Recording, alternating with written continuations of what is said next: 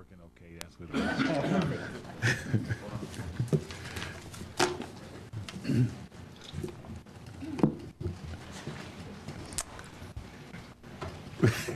Good evening. The time is now 7:08, and I would like to call the Beloit City Council meeting to order at this time. Can we have a roll call, please? Roll call shows all councilors present. Thank you. Item number 2 is Pledge of Allegiance. Will we all stand, please? Pledge of allegiance to the flag of the United States of America and to the republic for which it stands, one nation, under God, indivisible, with liberty and justice for all.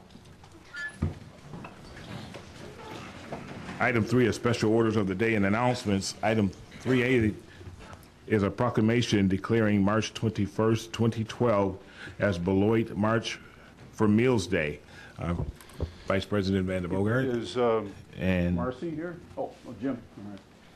Accepting the proclamation is Jim Height, one of the members of the board of directors of Meals on Wheels. Thank you. This is an official proclamation of the city of Beloit. Whereas the Beloit Meals on Wheels program was founded in 1971 with a mission of delivering warm, nutritious meals to senior adults, the ill, and handicapped in the Beloit area. And whereas since their first delivery on Monday, July 12th, 1971, the Beloit Meals on Wheels programs continues to deliver services 7 days a week, 365 days a year, including 366 days this year. And whereas the Beloit Meals on Wheels program meets the nutritional needs of clients by offering a variety of diets for short-term, post-operative, or post-hospitalization recuperation or long-term assistance.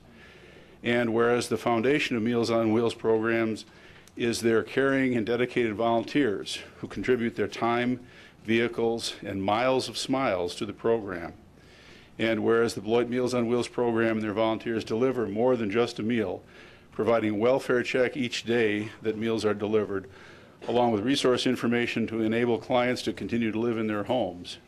And whereas the Meals on Wheels Association of America established the National March for Meals campaign in March 2002 to recognize the historic month, the importance of Older Americans Act senior nutrition programs, and raise awareness about senior hunger in America. And whereas the 2012 observance of the March for Meals campaign provides an opportunity to support senior nutrition programs that deliver vital and critical services by donating, volunteering, and raising awareness about senior hunger. Now therefore be it proclaimed that the City Council of the City of Beloit does hereby proclaim Wednesday, March 21st, 2012 as Beloit March for Meals Day in recognition of Meals on Wheels' 41 years of caring and dedicated service to their clients. Presented this 19th of March, 2012, Kevin D. Levy, Council President. I'll give this to Mr. Height, who is one of the members of the board, I believe, of Meals on Wheels. And I'll indicate that both Larry Arft, Beth Jacobson, and myself will be volunteering this coming Wednesday with your program once again. Thank you very much. You're welcome. Appreciate it.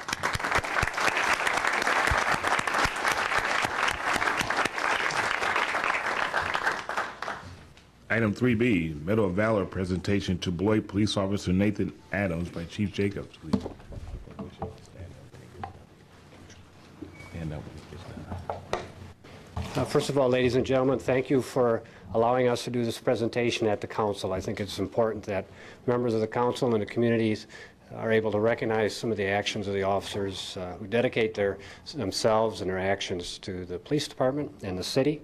I'd like to thank members of the department who are here and also from the Town of Beloit Police Department that have chosen to come here for this award presentation. Upon nomination by Sergeant Andrew Arnold and confirmation by Department Awards Committee, the department confers upon Officer Nathan Adams the Medal of Valor.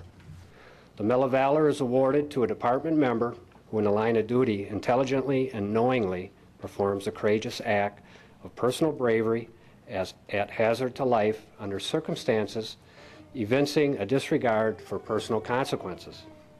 On November 6, 2011, Officer Adams was the first to arrive at the scene of a shooting disturbance.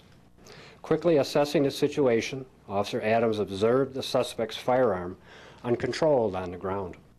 Realizing there was a high propensity for the firearm to be seized by the angry crowd, Officer Adams grabbed the gun, sprinted back to his squad car, and secured it in the trunk. Officer Adams then drove his squad car back to the epicenter of the disturbance and evacuated a wounded officer in the squad car. Officer Nathan Adams' actions reflect the highest traditions of the Beloit Police Department. So it is with great pride and congratulations that I confer this award to him on behalf of a grateful community and department.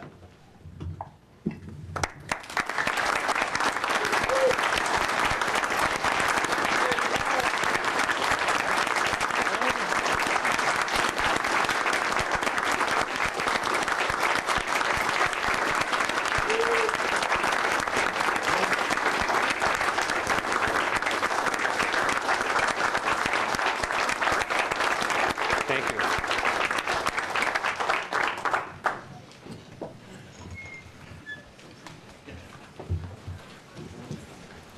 Item 4, public hearings. There are none. Item 5, citizens' participation.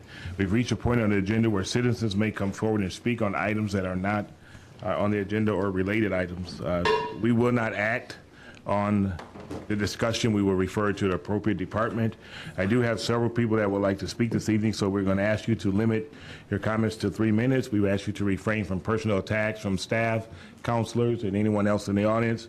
I will be keeping track because, as I said, we have a lot of people that want to speak, so I will be giving you a 1 minute warning when you have 1 minute left to speak. We have several people that would like to speak on the backyard chicken ordinance. We did receive information, and I know that the last meeting we did direct that to staff, and I know that they are working on looking at different opportunities to present to us later in the day, and I'll look to the city manager for confirmation that that is happening, that we have referred it to that department, and I know that they're working on it as we speak. Yes, that's correct, Mr. President. In fact, quite a bit of time, despite a very, very heavy workload in the legal office over the last several months, has been devoted to researching chickens. We've taken a close look at the proposed ordinance that the citizens submitted. We've also been surveying other communities, particularly around Wisconsin, to try to get a flavor for the kind of breadth and depth of the regulatory atmosphere with regard to backyard chickens. Obviously, 2 city ordinances have to be amended here eventually.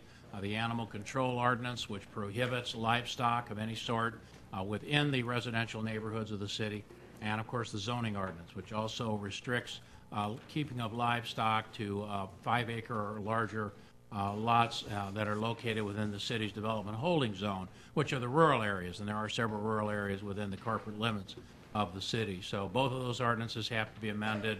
We're also, obviously, because this impacts the residential neighborhoods, taking a look at this from a neighborhood nuisance type perspective. We want to make sure that the ordinance we draft restricts the locations of chicken coops and size of chicken coops, et cetera, to minimize overflow impact on adjacent neighbors and the probability of or possibility of complaints from those folks. So all that is being worked on. I can't give you a specific timeline. We have several other projects that are going concurrently, but the attorney's office has been working. The planners are collaborating with them, and I know they've made some progress. So maybe that would head off some of the comments for tonight. If one of the residents would want to speak quickly, it really isn't on the agenda for any consideration. There's nothing else we can do with it this evening, Mr. President. Okay, thank you. The first person is Mary Halleck. You want to come forward to state your name and address for the record, please? Good evening. I'm Mary Halleck. I live at 732 Hobart Place in Beloit. I'm speaking on behalf of the Beloit Backyard Chickens.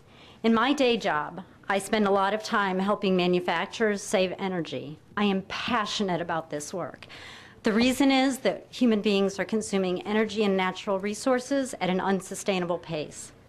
The pace of energy consumption is expected to grow on average 14% per year over the next 20 years in the developed nations.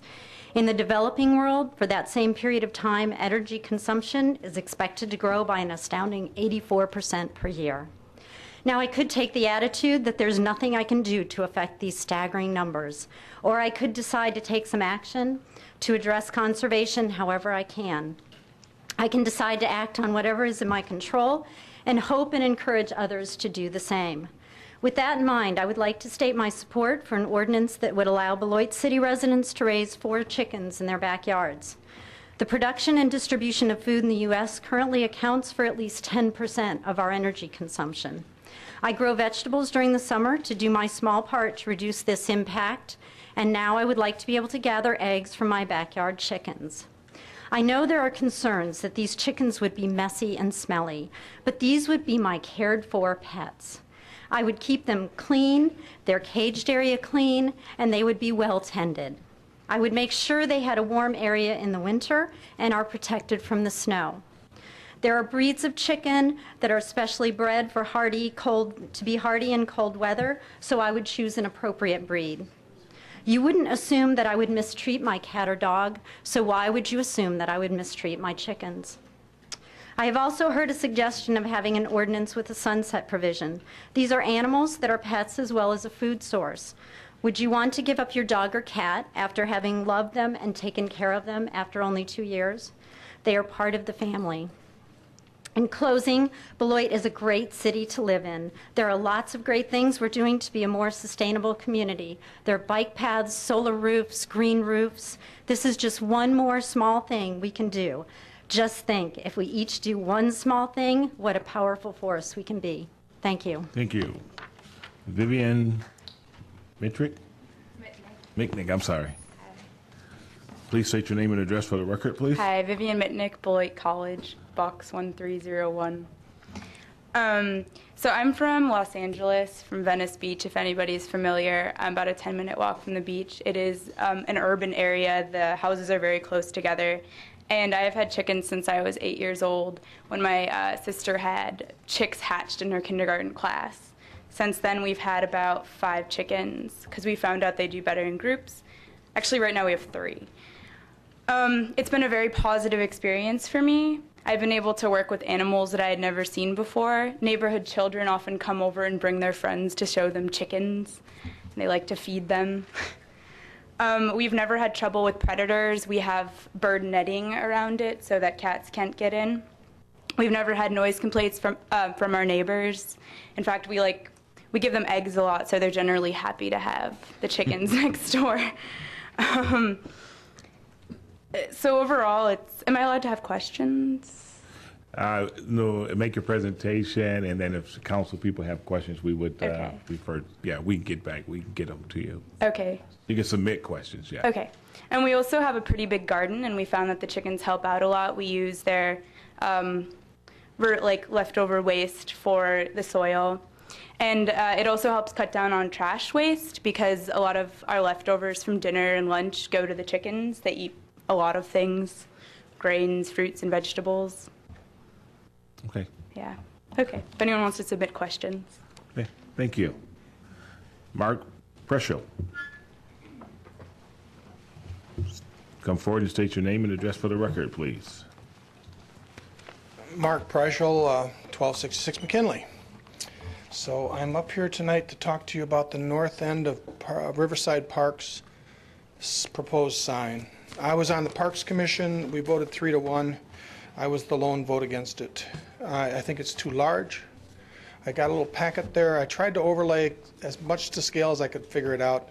It's based on the size of the man in the picture, the line drawing. It might actually be larger than that. This is all posted on the internet if you want to look at it there. But what I'm basically concerned about is that it's not open enough. It's not inviting enough. It's too large for the space involved.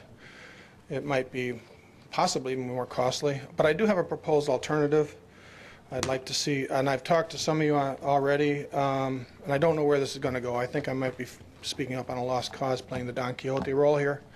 But I would like to see a more open entrance, more like what's on the south end of the park, more like what we see at the Jones parking entrance or in the promenade, only larger than the promenade, smaller than the Jones entrance perhaps, where it would say City of Beloit across the banner like it does in the one picture there and in the corner picture as well. You see the one there.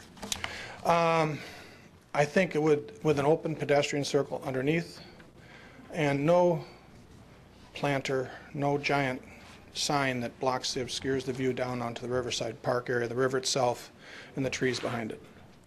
I think we should have a strong statement that this is a City of Beloit's premier park. And I think what I'm proposing does that. I think it's already designs on the books that we can, recycle into the new location. And I think it's just as effective, and it's just as big a statement. And it'll be more open, more inviting, and perhaps less maintenance down the road, and perhaps even less to build. And I know these are all issues that have been discussed and agreed upon down the road. There's other things we can use the money dedicated for that park for. There's other things we can do. I would like to see you table the motion tonight to re-examine the proposal, to come back with some kind of more definitive examples. The line drawing here is not And Mark, just so you know, you sufficient got for 1 me. minute left, so. Pardon? Got 1 minute. I am. The line drawing here, to me, is not sufficient. As I told Larry at the meeting on the Parks Department, that I can't just base my decision to approve, to agree with this proposal on that line drawing. It's not sufficient for me to change my perception, and confirmed this weekend when I did some more scale look on it and looked at it, that it's too big, too much for that space. It's like trying to stick two signs in one place. It's just not. I don't think it works. I don't think it's going to look good. I think we can do better. Moreover, I think we can do better. And I think we should do better. So let's get it right. Let's not look back and say, geez, why did we do that? Because we didn't have a decent rendering showing us a street level, ground level, honest to goodness live view of what the sign was going to look like, because we went off of a line drawing that wasn't accurate or wasn't clear enough. If that's all it takes, then get the line drawing out of the picture, get a rendering like the Hendricks Memorial, and then move on from there. Okay? Thank you. Thank you. Mike Zorell, please. Mike Zorrell, 1756 Carlisle. Here to talk about the agenda item 11D, the resolution to throw your support behind the school referendum. What I want to say about that is this referendum is a chance for the people of Beloit to express their opinions and their voice. They each get to go to the polling place April 3rd and vote yes or no. And I think it's important for them to do that, because it's always great when you have the people of the community rally around and tell the government what they would like to do. What I don't think should be happening is the government telling the people what to do. Keep in mind, everybody that lives in the city of Beloit, for the most part, it's essentially the same taxpayer. So that taxpayer is paying taxes to support the city, and they're also paying taxes to support the school system, with some exceptions.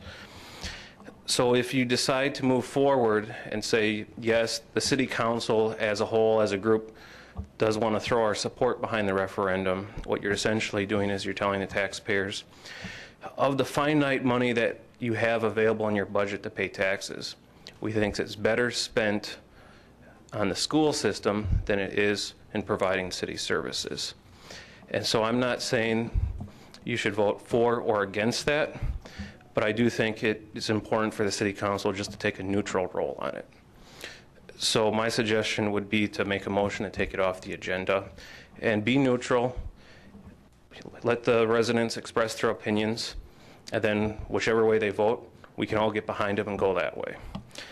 Second thing I want to mention is I want to throw my support behind the chicken ordinance. My wife's a teacher. She's at a teachers union tonight, so she can't be here, but one of the things she did mention was that she thought it'd be a good learning opportunity, be able to show the kids in school some of the chickens, but she would need a place to put them. And so if it's allowed to keep chickens in the backyard, I think it could also be used as a great educational opportunity as well. Thanks. Thank you. Anyone else wishing to speak under citizens' participation this evening? Please step forward, state your name and address for the record, please.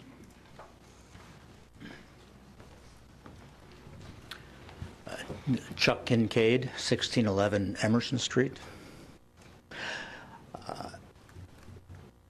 I believe that a yes vote for the referendum is a yes vote for Beloit. The City Council's opinion on that, to me, would be a valued opinion that should be shared with all. And I would urge each and every one of you to give careful thought to what it is all about. We're talking about our future. We can't sell it out. We all have only one vote, and happily I have one, which I certainly know how I'll exercise. Thank you. Thank you. Anyone else wishing to speak under citizens' participation this evening? Seeing no one, I will close that portion of the agenda. Move to item 6, which is the consent agenda. All items listed under the consent agenda are considered routine and will be enacted by one motion. There will be no separate discussion of these items unless council members so request, in which event the item will be removed from the general order of business and considered at this point on the agenda. Is there any councilor like anything removed from the consent agenda? Councilor DeForest. Yes, Mr. President, I'd like to request that items F, as in Frank, G, and J be removed, please. F, G, and J? That's correct. Okay. Councilor Vander Bogart. Item number B, 6B, please. 6B. Anyone else? Seeing none, the consent agenda will consist of items 6A, C, D, E, H, I, K through N. Is there a motion to approve that portion of the consent agenda? Motion by Haynes. Is there a second? Second by Vander Bogart. All those in favor say aye. Aye. Any opposed? Hearing none, that portion passes 7-0. I'll take these in the order if that's okay with you, Councilor DeForest. I know you have. Let's go with item 6B, please. A resolution awarding Public Works Contract C1123, the Riverbend Shoreline Stabilization, and amending the 2012 capital improvement budget. Mr. Flesh, please.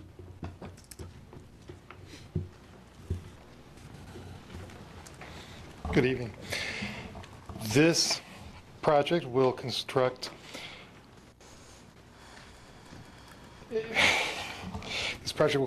a seawall along the south side of the Rock River between the Broad Street Bridge and the bike path, and then continue with riprap from the bike path down to the corner on the same side as the post office. 5 bids were received for the project. The low bid was $521,651 from corporate contractors. They are considered a responsible bidder, and we recommend award of that to them. It also includes a amendment to the 2012 capital improvement budget. There was an oversight on my part, actually. I forgot to submit that to allow us to expend the grant money that we are receiving to cover the full cost of this project from HUD. Thank you. Is there a motion to get it on the floor? Motion by DeForest. Is there a second? Second by Lukey. Council discussion. Councilor Vander Bogart. Thank you, Mr. President. Mr. Fleischer, that was my question. I think you addressed it, but one, it was an amendment to the capital improvement budget, and two, I wanted to make sure that people understood the source of funding. Could you indicate that again for us, please? That is a Community Development Block Grant Emergency Assistance Program. It's a result of the 2008 flood. This will basically cover funding for that. It did the north portion of the riprap along the river also. So it was a secondary portion of that flood grant. That And we did the first part of it a year or two ago. About a year and a half, yes. And so this plugs the last low spot Exactly. in the river where it came through last time. This was the only spot that the bank truly overtopped, and we had flooding because of overtopping, not water, back up through pipes. And so this, coupled with the raising of Sherland Avenue 18 inches or whatever it was, ought to put us in about as good a shape as we can be. We are pretty safe once this is done, yes. It makes it, at least for that level of flood, and that was a 300-year event, so. Okay, thank you. Councilor Spreitzer. Can you speak to the aesthetics of this? Will it be, I assume, consistent with what's been done so far? You bet. The appearance will be similar to the seawall in the Mill Street parking lot. It'll have similar amenities, railings, et cetera, as required. There will be 1 or 2 lights installed to help light the post office parking lot that are currently in the way, and will be reinstalled, and they will continue to maintain them once it's complete. Trees will need to be removed, but we will be planting as many as we can back. There's not a lot of space there, so you won't see many going back right by the post office. Between the post office, the bike path and the Broad Street Bridge, you will not see a lot of them there. You'll see more landscaping, extensive landscaping between the bike path and the curve on the bridge, on the river. That's where most of the landscaping will be back. Thank you. Any other questions or comments? Seeing none, there is a motion and a second on the floor. All those in favor of approval say aye. Aye. Any opposed? Hearing none, passes 7-0. Item 6F, Councilor DeForest, if you, I'll pose a question to you. Would you like to hear the presentation, or you just have specific questions? Okay, Mr. Ramsey can come forward. And while he's coming to get it on the floor for discussion, is there a motion? Motion by Spicer. Is there a second? Second by Lukey. Councilor DeForest. Thank you, Mr. Ramsey. I just wanted to clarify on page 2 of our staff summary, it looks like a typo where you, I assume that you wrote the staff summary where it says that the amounts designated in each proposal will result in $15,000 to the cemetery. It's a savings of $15,000 savings and $7,000 in parks operations. Right. I just wanted to make that clarification. Right. And then I appreciate that. also, when I first saw these amounts, they seemed quite large to me. Can you please assure me that this is more cost efficient to contract this work out than to do it in-house? Yes, it is. In fact, what we found in doing the RFP, we actually lowered our costs versus what our costs were from last year. We based our budget for this year on what were similar expenses for some previous years, resulting in the savings, as I indicated as well. But it would cost us much more, considerably more, to hire staff, which would be involved in the mowing aspect 5 days a week, minimally, as well as the cost for purchasing mowers to do all of that work as well. So, and you don't have the overhead cost related to perks and benefits for employees' costs as well. So I think it is a considerable savings to the city in that regards. Thank you. And we've historically handled these parcels this way, is that Yes, correct? as far as I am aware, yes, that is correct. All right, thank you. That's all the questions I Thank have. you. Anyone else have any questions or comments? Seeing none, there is a motion and a second. All those in favor of approval say aye. Aye. Any opposed? Hearing none, passes 7-0. Item 6G, please, Mr. Ramsey. Yes, on your agenda tonight is a proposal for entering into a lease agreement for golf carts at the Kruger Haskell golf course.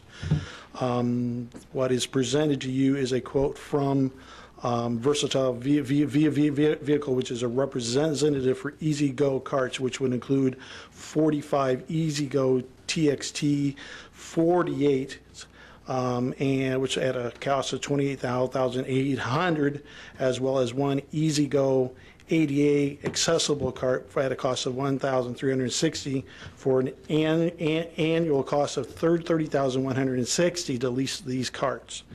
We began the process back in the fall to complete the RFP. They took 90 days to submit the material to us with the contracts. At that point in time, we thought that they never had submitted us some of the actual material that we were trying to make a request for by the due date that it was due. So at that point in time, we began negotiating with the second lowest bidder that we had received. We have since found that in speaking once again with Versatile Vehicle, they did present the items as requested on a timely basis. We have therefore submitted that for your review tonight. And we believe that they are the lowest bidder for the contract for the lease carts. Thank you. We heard the presentation. Is there a motion for approval? Motion. Motion by Luke. Is there a second? Second by Haynes. Councilor DeForest. Mr. Ramsey, again, could you speak to the cost effectiveness of entering into a lease agreement versus buying the carts outright? Sure. To purchase the carts, we would have to, again, to hire more staff to oversee the maintenance of the carts, as well as you would have to make certain you had all the equipment and tools, and developing a shop that would maintain those items as well. Over a 5-year period of time, as the lease is, you will find it basically reaches or maximizes the value of those carts which is at best time to turn those in and look at purchasing or getting a new lease at that point in time, which is an option within this lease as well. And although I know this is probably an unpopular question, but I think the public might have it in the back of their minds. If we decide we're not going to be operating a golf course in 3-4 years, can you speak to an opt-out option that we have available to us? Yes, it's stated in the agreement as well that if the fundings are not secured or available for the following year or any subsequent year, that there is an option out that we could return the carts as well. Okay, just want to make sure we're protected. Thank you. Councilor Vander Bogart. That was my question, the opt-out provisions that Councilor DeForest asked about. Thank you. Councilor Newton. Thank you, Mr. President. Do we need to make a motion to amend the resolution since it's currently, we're voting for something different than what's written? President, I believe we discussed simply introducing the new resolution that was submitted to you this evening.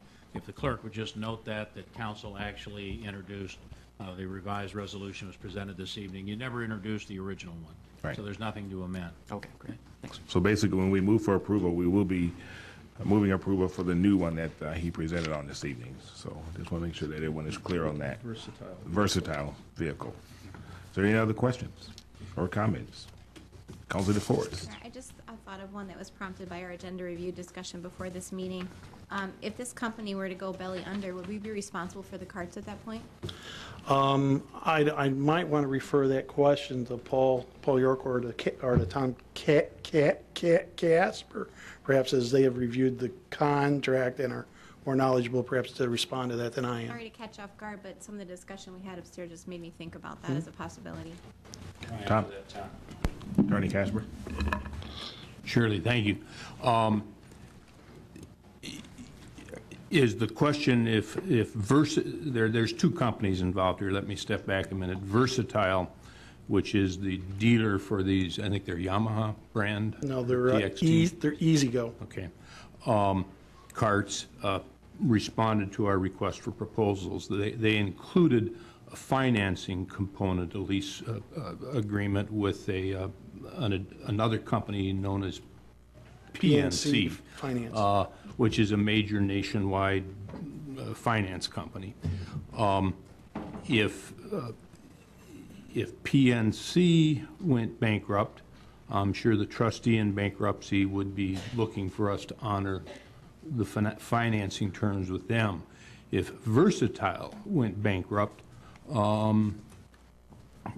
there could be issues. I mean, we would be able to appear in bankruptcy court and assert our rights, but depending upon what the bankrupt estate had in the way of assets or didn't have, there could be issues. But Versatile's remaining obligations are essentially in the way of maintenance of the carts. You know, I mean, we would have the physical possession of the carts very shortly after we execute this agreement. Is that responsive? Yeah, and I guess that leads into another follow-up question. What's the longevity of this company? I believe this company has been in business, has indicated us for over 20 years. Okay. 27. 27 years, right, okay. Okay. Anything else, Councilor DeForest? No, thank you. Any other council with questions or comments? Seeing none, there is a motion and a second on the floor. All those in favor of approval, say aye. Aye. Any opposed? Hearing none, passes 7-0. Thank you very much. Thank you. Item 6J, please. A resolution approving a Class A beer license for Liberty Gas Incorporated, DBA Liberty Gas, located at 1407 Liberty Avenue. Gurcharan Singh, agent. The ABLCC did recommend approval, 7-0. It should be noted that this is a new owner, and they're requesting to sell beer only. Excuse me, it's the same owner of the property, but it is a new business owner. Okay. The former owner, or the former business owners, the Patels, were denied a liquor license in 2011, and also in October of 2011, a conditional use permit to allow alcohol sales on the property was approved by the City Council. Thank you. We've heard the staff presentation. Is there a motion to approve? Motion to approve. Motion by Lukey. Is there a second? Second. Second by Noonan. Councilor, discussion or questions? I have a question. I just want to make sure I understand this. So when you say it's the same owner of the property, but a new business owner, Yes, the previous business owners leased from the property owner. okay, Okay, so now the property owner is running the business himself. okay, and then, I guess if I could ask our representative to the Alcohol Beverage Committee if they feel that they were properly satisfied with the concerns about understanding the responsibility of selling alcohol and having that license? Councilor Lukey? Yes, as a matter of fact, they voted 7-0. They had a lot of the same questions, but they were satisfied. And the police representative also was completely satisfied. Thank you. Councilor Spreitzer? Thank you. When we say that it's a new business owner, does that go for the entire business, not the gas station as well as the convenience store that would be selling the alcohol, or is the portion selling the alcohol a distinct business? It's my understanding that the one owner owns the entire business, which includes the alcohol sales as well as the gas sales. Thank you. Councilor Brandon Bogart? Well, and it would be my guess, and it's perhaps a wild guess, but I think we have the gentleman who is the owner right here in front of us. Is that correct, sir? Yes, sir. And you're aware of the problems that the city has had in that location in the past, and you've apparently satisfied the Alcohol Review Committee that we won't have those issues with your ownership of both. Can you say anything, or do you want to say anything to us before we vote about reassuring us that the problems there are in the past? Yeah, because I leased this property before, so I cannot do anything because they lease it. But now I run and I am responsible for everything, you know, and I will stay here and take care. You'll be a better operator than? Yes, sir. Any other council comments or concerns? Councilor DeForest? I have one other question. Were you in any way affiliated or associated with the previous owner? No. Okay. Thank you. Thank you. Any other questions or comments? Seeing none, there is a motion and a second. All those in favor of approval say aye. Aye. Any opposed? Hearing none, passes 7-0. Item 7 is ordinances. There are none. Item 8 are appointments. We do have one appointment this evening to the Community Development Authority, Stephen F. Smith, 2602 Chatsworth Avenue, replacing Thomas J. Need to a term ending December 31st, 2015. Is there a motion to approve that one appointment? Motion by Noonan. Is there a second? Second. Second by Haynes. All those in favor of approval say aye. Aye. Any opposed? Hearing none, duly appointed. Item 9, council activities and upcoming events. And we will start with Councilor DeForest this evening. Thank you, Mr. President. I would just like to share my comments again to emphasize how much I appreciate the resident input that I've received on several of the issues facing this body. I do welcome the emails and phone calls and the stops in the grocery store while I'm getting my gallon of milk or my eggs, which would be nice if I could, not have to go to the store to buy my eggs. But I'm joking. I do appreciate your input and want to encourage you to continue to share that with us. And so I just wanted to make sure we emphasize that. Sometimes I do feel like some of the comments that are made here minimize how much, at least I as an individual, value resident participation. And I want to encourage you to continue to do that regardless of how long we need to be here or how long our phone messages are. So thank you. Councilor Haynes. Nothing to add this evening. Councilor Brandon Bogart. Well, it's obviously election season, and many of us are out turning voters or friends into voters or voters into friends or whatever it may be.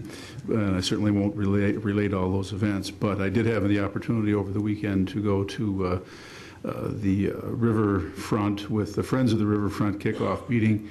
I saw Councilor Haynes there, also Councilor Spreitzer, several other candidates. I think Councilor Kincaid, or candidate Kincaid rather, was there. And it was nice to see all the upcoming events that are going to be taking place here in Beloit. The big movie this summer in August on the screen outside is going to be Up, for those of you who might not have caught that. But other than that, thank you. Like that. Seen that movie. Councilor Lupe. I had the pleasure this last weekend to go to the high school and see the fantastic play. So take that back. You're all students from the high school, right? Take that back to your fellow students. Wonderful job. Not many high schools can compete with that. Just beautiful school, beautiful stage, and a wonderful, wonderful production. I hope you all went. If you didn't go, it'll be reflected in your grades. I also want to take a moment talking about the schools. We talked about this earlier, a couple of candidates, but the school district is the community, and the community is the school district, and we have to reflect very proudly on both. And we're going to talk about this in a few minutes as a resolution, but it's extremely important that we as counselors back something as important as education in this community, because that is our future. Secondly, I went to the chamber dinner with other counselors. I think the majority went. It was a wonderful event put on by Randall Upton and the chamber. And the counselors on, I think last Wednesday, had a chance on a very hot afternoon to meet with the Mexican counselor from Chicago. He spent a good hour and a half with us and shared some ideology with us. So that was another very good feather in the cap of Beloit. That's it. Councilor Nuno. Thank you, Mr. President. I just want to acknowledge the people that are here this evening. This is yet another great occasion where citizens have come out to participate in your government. We had a great turnout last time, also for multiple issues. It adds great depth to our discussion debate when there are more people in here. So thank you very much, and especially for those that sometimes are afraid to get up and speak, but are brave enough to do it. It's not that painful, and it's greatly appreciated. Thank you. Councilor Spreitzer. Thank you. I also am glad to see so many faces in the audience tonight. It's great to have people here. I had a chance to go to Rise and Shine, the Friends of the Riverfront event, and also the Chamber of Commerce dinner, and both were great events, and just also had a great chance to spend some time outside this weekend and encourage everyone to take advantage of the great weather we're having and do the same. Okay, and before I move on to the next item, I also want to congratulate and welcome the students from the high school at our last several meetings, and I'm saying this because the superintendent is here and also one of the board members, so just in case you guys didn't know, I thought I would let them know, but to those individuals, the superintendent and board members, and relay it to the staff that the last few meetings we've had students from the high school here attending this meeting, and they've been very attentive. We've kept some of them late. We're going to try not to do that this evening, but it's good to see students taking part in this and seeing what's going on in your community, because truly you can make a difference. Don't think your voice does not matter. If you see something or you hear something, you want to know more information or you're concerned, this is where you can bring it and we can work it out here. But before I leave that, I need to embarrass somebody because that's just the nature that I do. So I do have a cousin that's sitting up there with the students. So at this time, I just want to say good evening to Labria Johnson. So I just want to make sure. With that, I would include our council activities and upcoming events and move to item 10, City Manager's presentation. There is none this evening. Item 11 is report from boards and city officers. 11A, please. A resolution approving the contract with the state of Wisconsin for statewide structural collapse team members. Chief Liggett, please. Good evening, City Council, City Manager Arft. The state of Wisconsin began to formulate the capability for heavy rescue responses, including building collapses, in 2003 through the use of Homeland Security funding. This initiative was spearheaded by the Office of Justice Assistance. In February of 2004, the Office of Justice Assistance formed a working group comprised of representatives from around the state to formulate a draft plan for the initiative. The group included representatives from Wisconsin Fire Service, county emergency managers, the Department of Natural Resources, OJA, and Wisconsin Emergency Management. The original model of 13 individual teams with identical response capacity, equipment caches, and trained personnel became too large and cost prohibitive. Over the past 3 years, Member fire departments of the CLAPS Rescue Program have been working cooperatively with the Wisconsin Emergency Management and the Office of Justice Assistance for creation and implementation of a single CLAPS response team.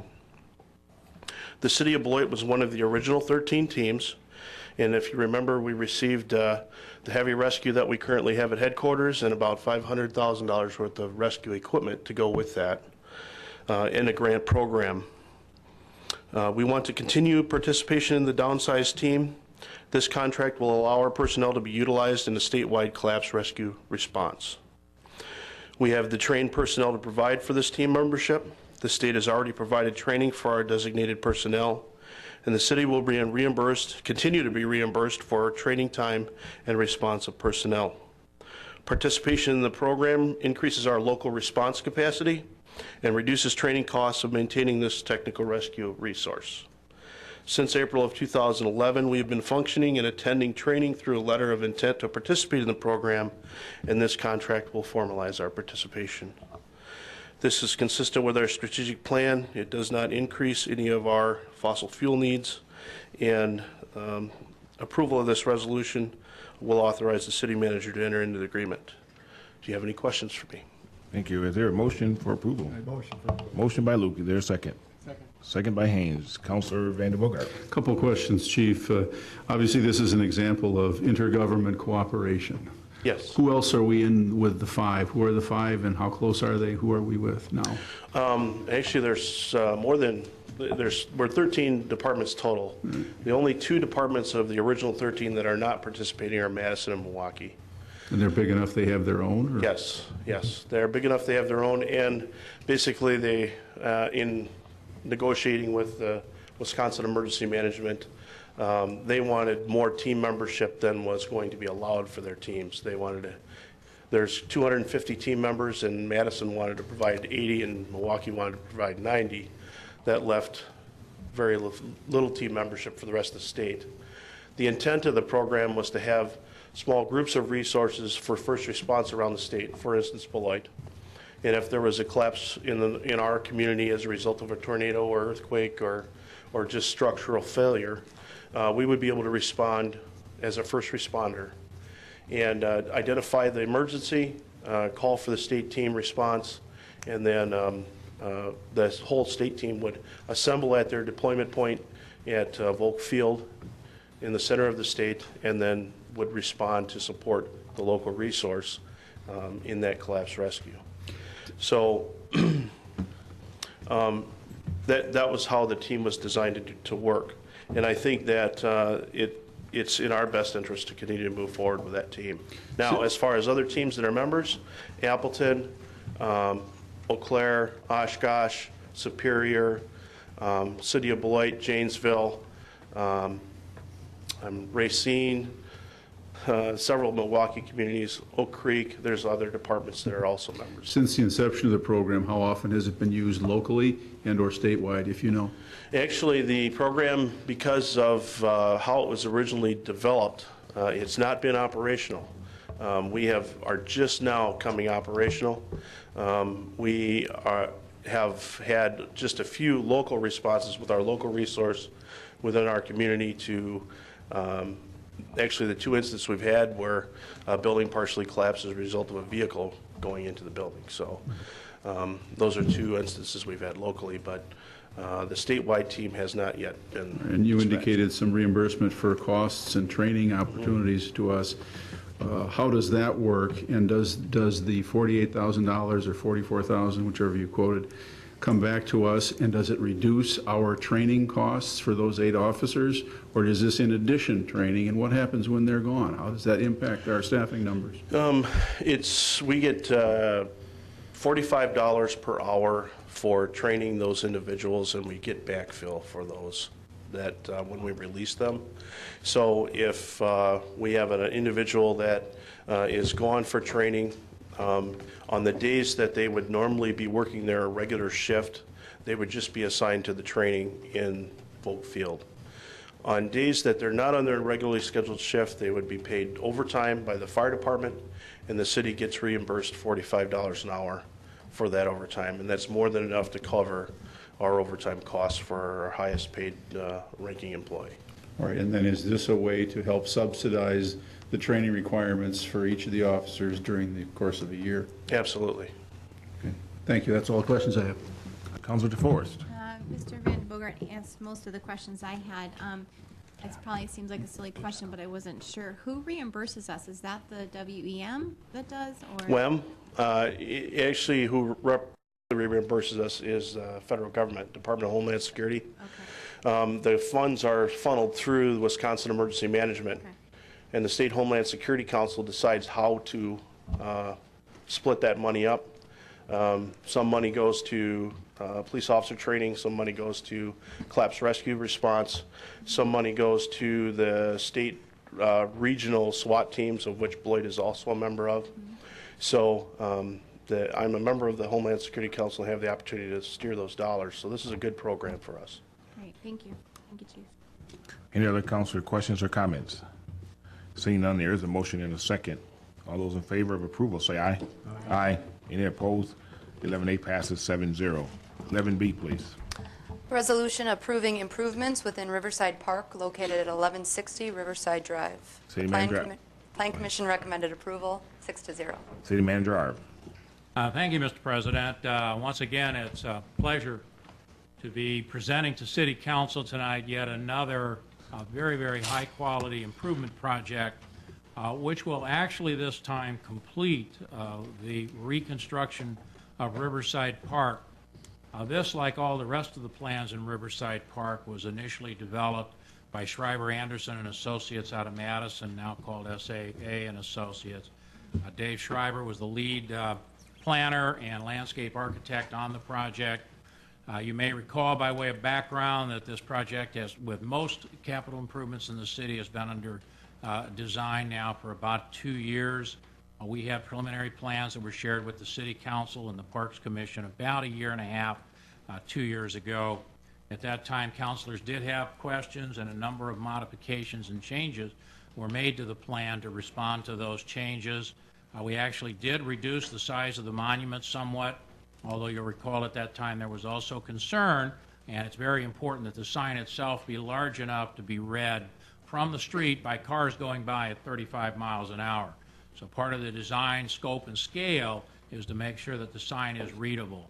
This will be the identification sign for Riverside Park as you enter the city of Beloit at Henry Avenue, and it will also serve as kind of an unofficial city limits sign, since we do not have a separate city limits marker located near Henry Avenue when you cross into the city of Beloit from the town area.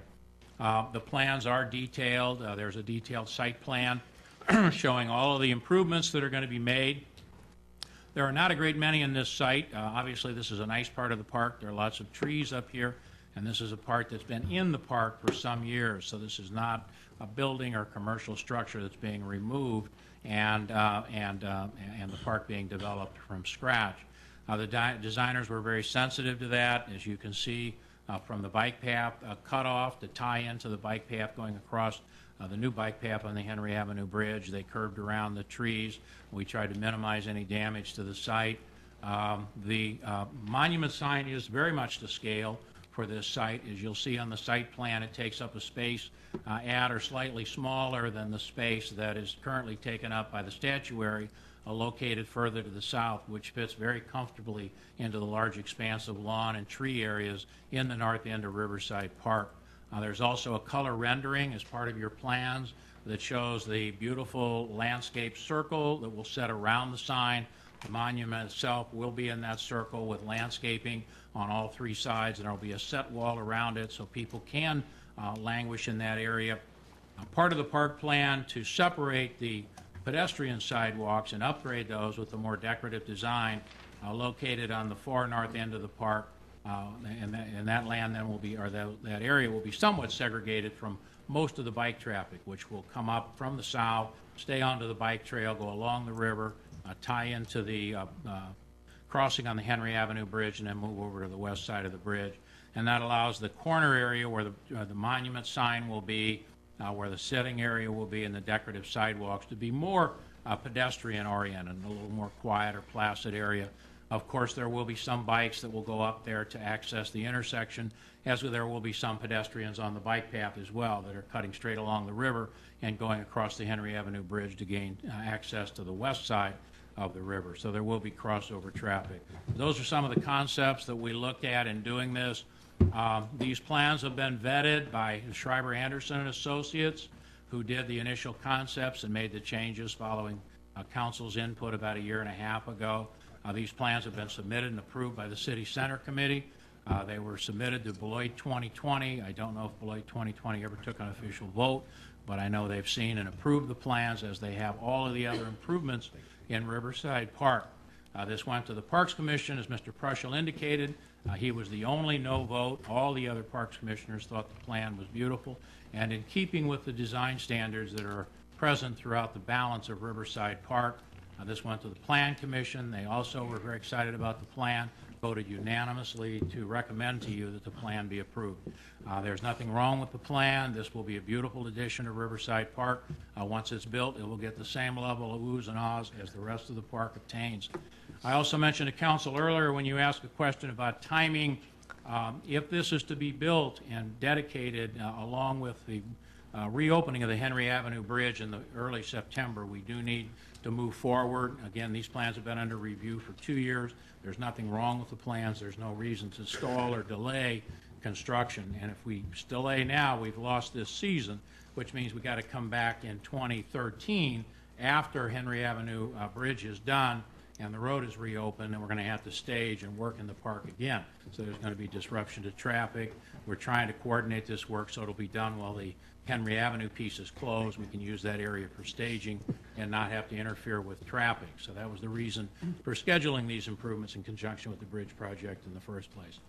If councilors have any additional questions, Mr. Fleisch is also here.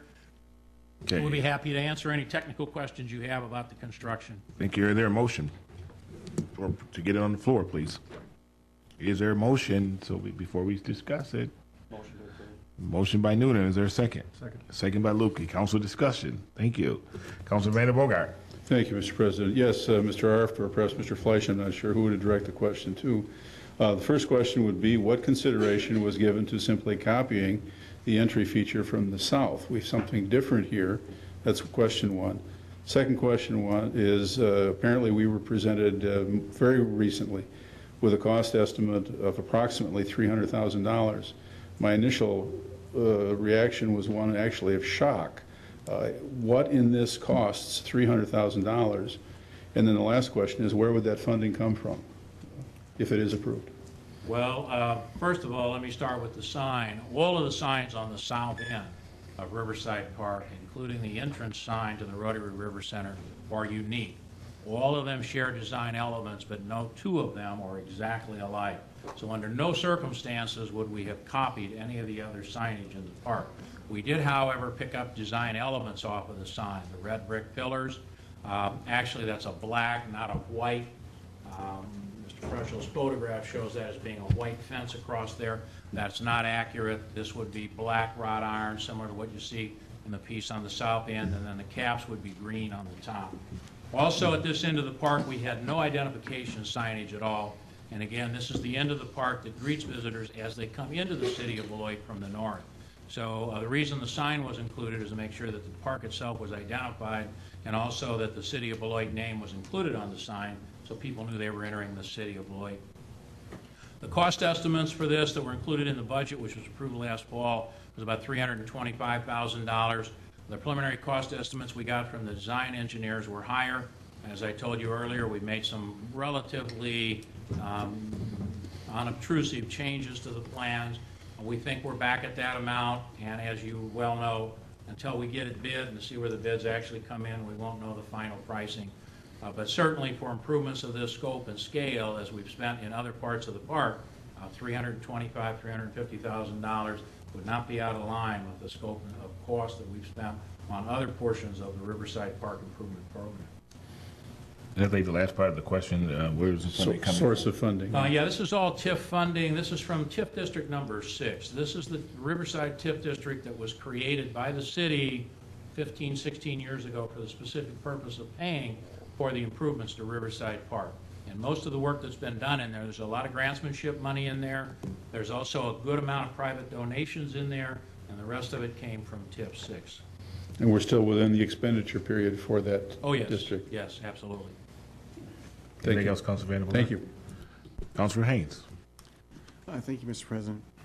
As I look at this and I listen to Mr. Preuschel's statements, it comes back to, I guess, to aesthetics here and what we hope to achieve with our signage, the entrance to the city, the entrance to the park. This is one of the least pleasant duties that a councilor can have, in my opinion, is when you actually have to get into a situation where you have to look these things over and you have to disagree with somebody you respect a whole lot. I think that's what it comes down to here. I like this. I'm afraid that I do. So it's something that I have to go ahead and state up front. As my understanding is that we already, City Manager, we already approved these expenditures as part of our capital improvements, part of the budget in the fall, Well, correct? yes, you have, Counselor. It is in the budget, and you have approved that allocation. However, you won't make the final determination until the bids are open, and those will be brought back to council with the exact pricing. Okay. And you'll have the 15% contingency amount like we do for all construction projects. And again, are we running right up against our lead time limitations for handling this project before September? For 2012, if you're going to get this done, if you approve us proceeding tonight, construction won't begin until probably mid-June at the earliest. So you're looking at 2 months to finish construction, have this done and cleaned up prior to the bridge being completed around the 1st of September. This is going to be a pretty fast-track project to get this done. All right. Anything else, Councilor Haynes? Councilor DeForest. Thank you, Mr. President. I am glad to see the sign scaled down when it was first presented to us a year and a half ago.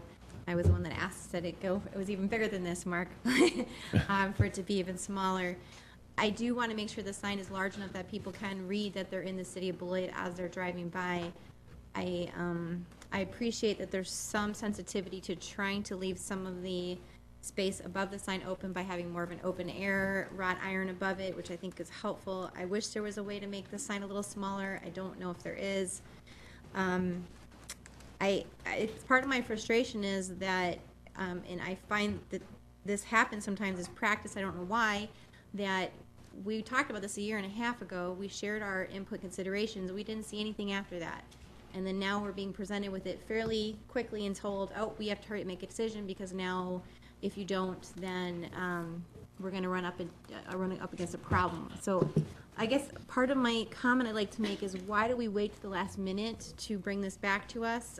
There's no reason why this couldn't have come to us a lot sooner so we'd have some more time to deliberate and discuss it. One of my concerns, and I know I'm in the minority here, is I don't like the new bike path that's cut across this parcel.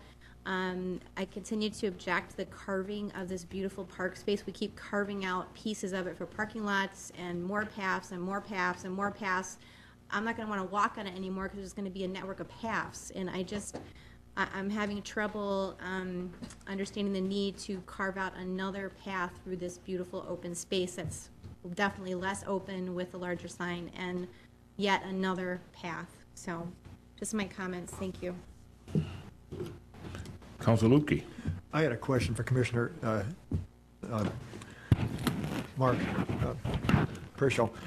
Mark, when I looked on the internet last night, I saw a lot larger sign without any open space. Have you updated that since then? The one I saw on the internet didn't have any open space. The one I'm looking at now has open space. I went back and tried to put together something that showed the sign with open space like it would appear in real life, and tried to scale it to fit into the opening as it would appear in real life based on that line drawing. So I just opened it up. I posted an update to that, but I can't replace the picture I started with. Because what I saw, I just wanted to show something that had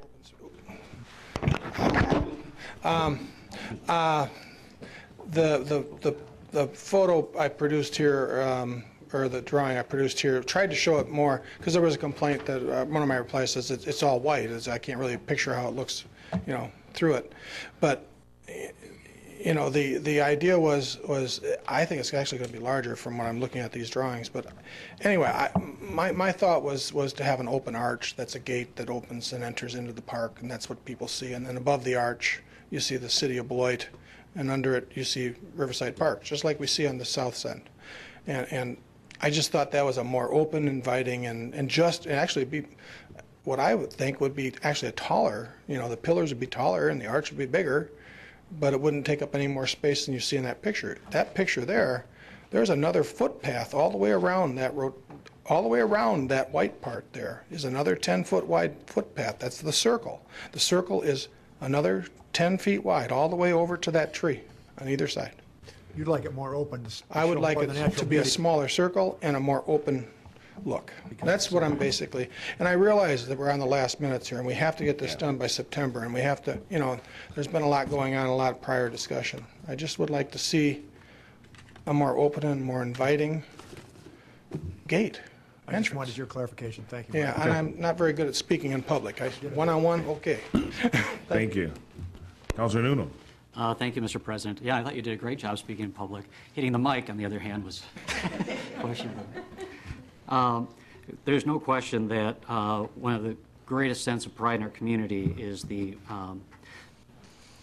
tremendous work by so many people across our entire community to update and improve all the aesthetics involved around the riverfront project. I think we're all very proud of that and appreciate all those efforts.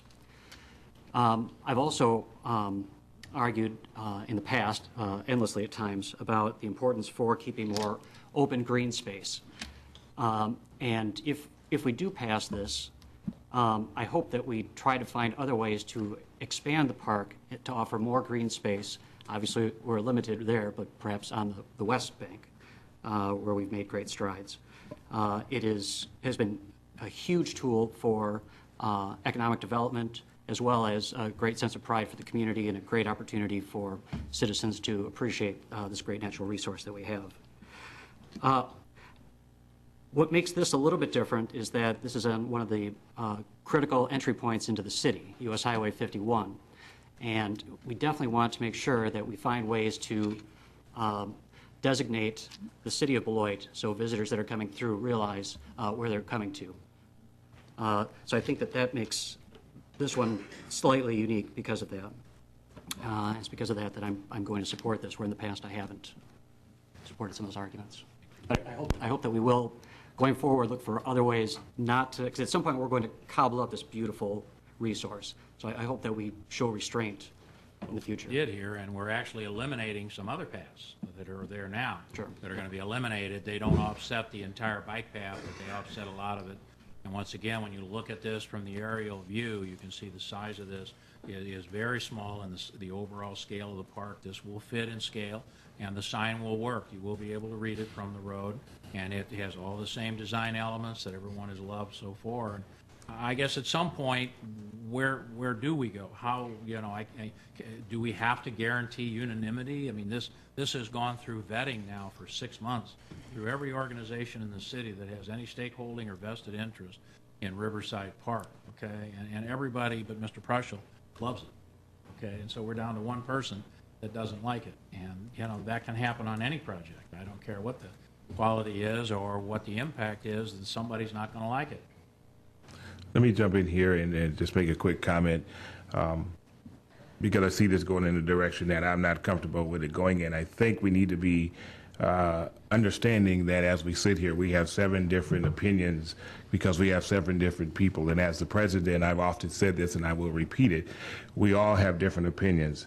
Everybody's opinion is just as important as the other one. We may not all agree, but we're not going to be disagreeable. So I think as people make statements or make comments, that I think we need to look at it as on its face and not looking at it that we're necessarily attacking the project or we're not liking this. This is just the way that we do business to make sure that we're looking out for all the concerns that's in the city. Because at the end of the day, when we make a decision, however we vote, we have to make sure that when we go home, and to borrow the words from a person from this morning. When we go home and look in the mirror, we need to make sure that we're happy with ourselves. So I think that's why we asked these questions. It's not that we disagree with the project. It's not that we're trying to find fault in everything that we're doing. But I think we need to make sure that we're getting all the understanding that we have so we can make a good sound decision. So when we go home and sit down, we can say, I made the best decision that I felt was possible. So I wanted to just make sure that I throw that out there, and we move from there. Councilor Haynes. Councilor Spicer, I'm sorry. Go ahead. Thank you, Kevin, for your comments. I first want to say I certainly support an entrance feature. I think the question here is what sort of entrance feature and whether this is the right one. And I also wanted to say that I don't know what I'm going to do with this when it comes time for vote, but I absolutely respect Mark's decision to get involved in this. I think it's great that there's citizen engagement, and certainly everyone respects your aesthetic tastes, and I think, you know, having this lively discussion is good for the city, whatever we decide.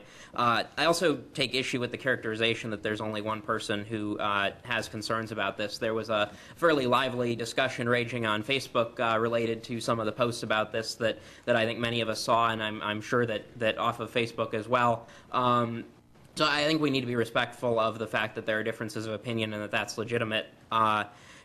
I have a couple of specific concerns and questions here that I'm hoping might be answered. First of all, I found the pictures and the diagrams somewhat confusing, and I think we experienced that at the Plan Commission as well. I'm the council rep to the Plan Commission, and although the Commission did approve it, I don't know if it's a fair characterization to say everyone was excited about it or just willing to move forward, but there were some questions about trying to envision where everything goes, and I still can't say I'm entirely clear on exactly which portions of it were changed based on the new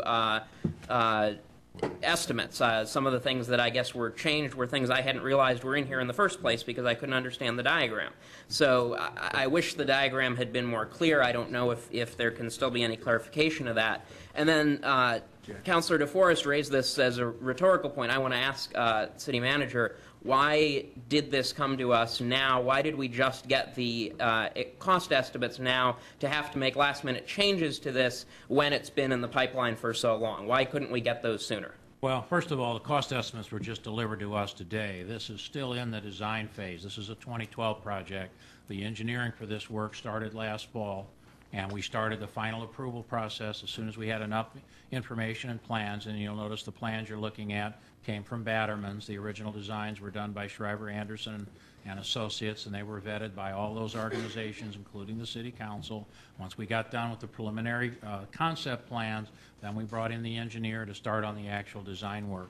So we're very much in sync. We're probably a month later than we hoped we would be. We hoped we would be a little bit further along, but certainly the plans would not have come back beyond the conceptual level, which you saw a year plus ago, until we got close to construction. And that's where we're at now. We're getting close to sending this out for bid.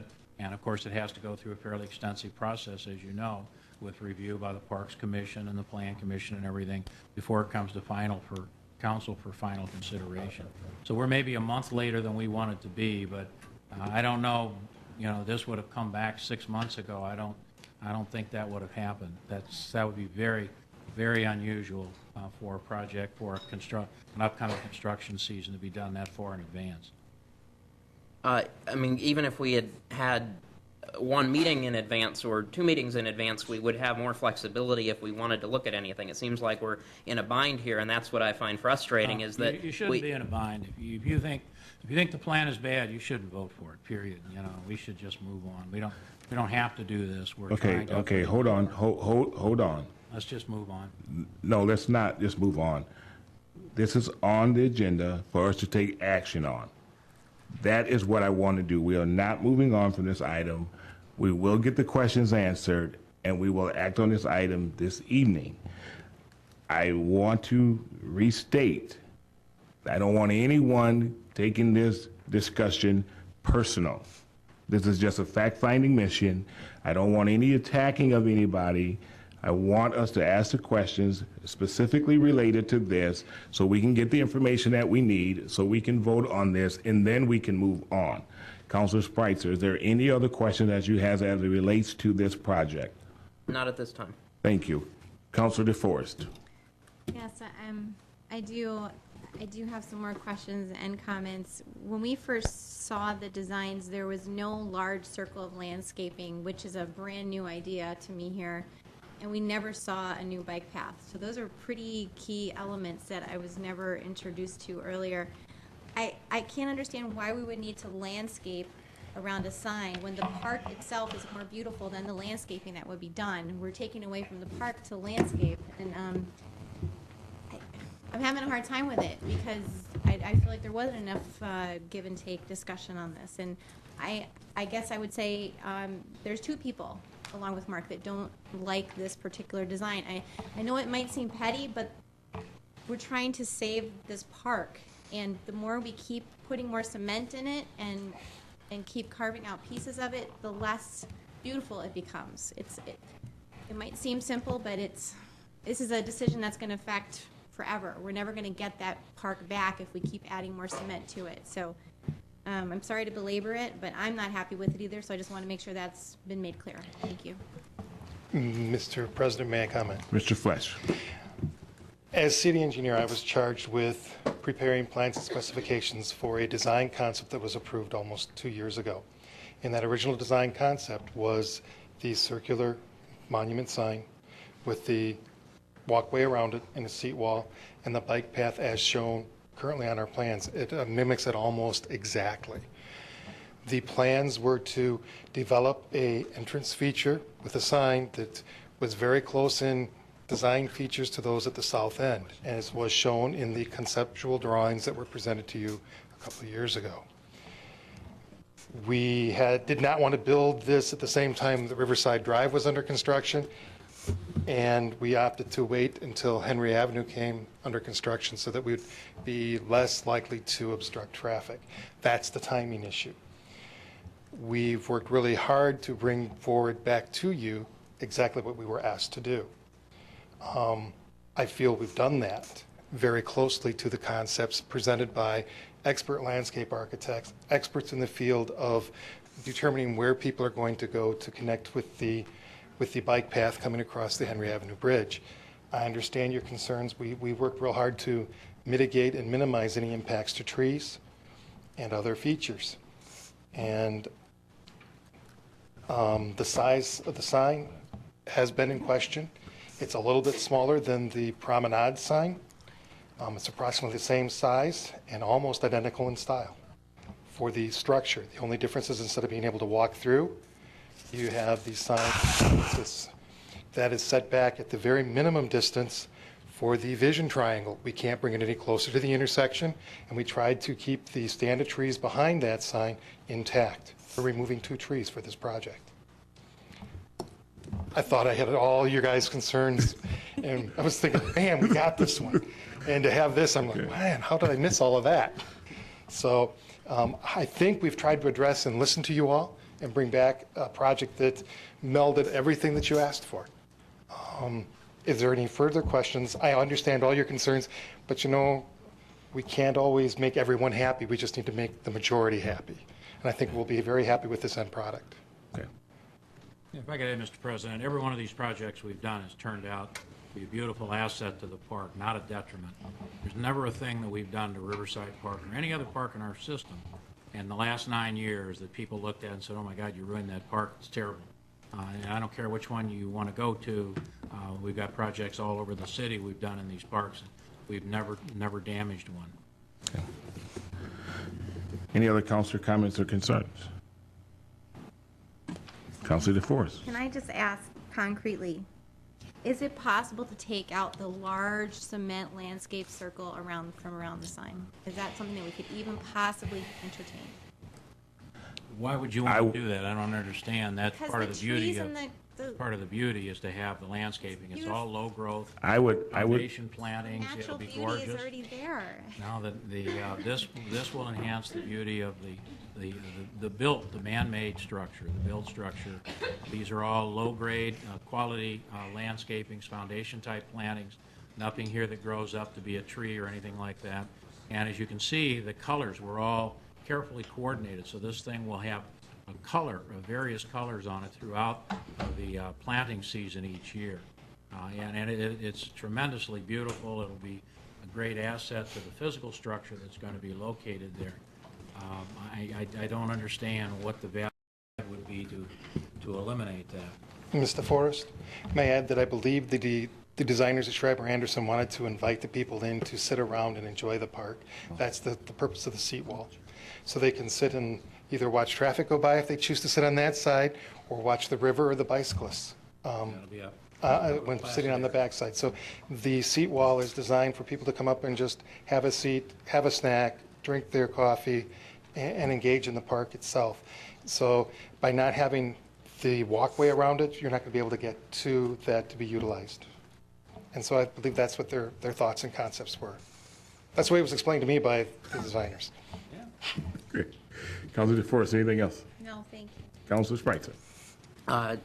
In trying to figure out a way forward here, I guess what I've come to is this is not the final step in this process. We need to send it out to bid to get an exact cost and bring it back to approve that. What I would ask is if we could, before that happens or when that happens, see a few more specific diagrams with maybe a little more clear labeling of where some of the specific features are. I know we have some pull-out pictures, but perhaps if there were some more clear labeling of exactly where those things are referring to, and then in the meantime, I'll be interested to hear public comments and see if people generally feel this is good to move forward. But I'm prepared to let us move to the next phase tonight and await that final decision when the bid comes in.